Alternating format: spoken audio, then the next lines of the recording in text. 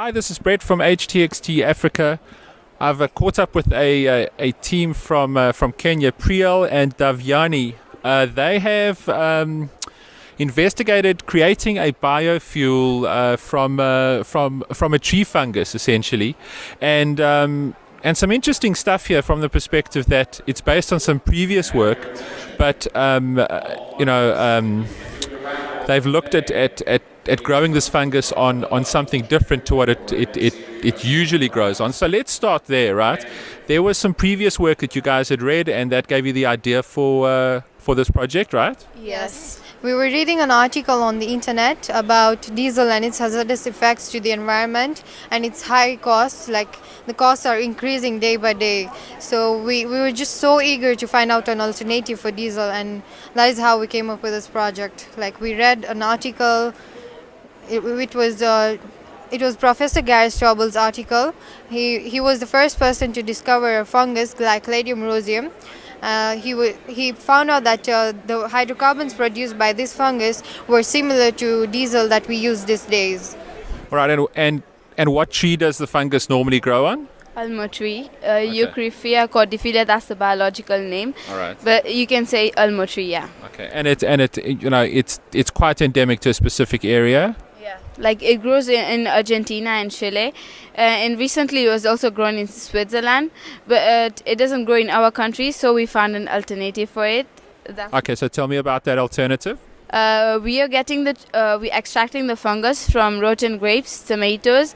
You can also get it from in between, like torn leaves, and also raspberries, like rotten raspberries, strawberries. Yeah. So, so using this fungus, you then created a biofuel, right? Yeah, we made an agar, oatmeal agar, and then we grew this fungus on oatmeal agar. And then as it grew and used up the nutrients present in the agar, it produced the biofuel. How effective is that biofuel in terms of it being an alternative to diesel? Sorry?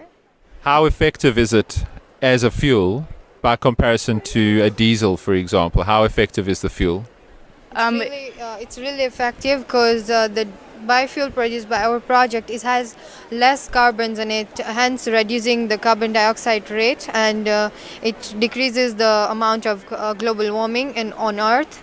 And I'm not saying it doesn't produce carbon dioxide, it does, but it gets used up by the fungus because it takes up the carbon dioxide in the atmosphere, so decreasing global warming. And I'd like to add something. Yes. And also, like the cetane number is higher, and its performance is higher than, like, the quality is higher than the normal diesel you get in the market. All right, and conventional biodiesel that guys are like manufacturing using cooking oil and all kinds of interesting stuff like that, is it better than that? Yeah, because if they're preparing this fuel from from what people eat, that's like taking food away from their mouth, and we're using like we're not using food. We're using like even rotting food, yeah. So Fantastic, that's really, really cool. How difficult is it to synthesize the fuel? Actually, growing the fungus is not so difficult, but when you're analyzing the different hydrocarbons, it's a tough job because you have to have the solid phase microextraction method. In our case, we're using the fractional distillation, but you can't get the hydrocarbons with certainty, and the boiling points when you burn them when you're boiling the substance, you can't go above 100 degrees Celsius. And it's quite expensive. The system is quite expensive. So it's something that's going to require like a lot more research to get right, but it's a very promising start, right? yeah. Okay, cool.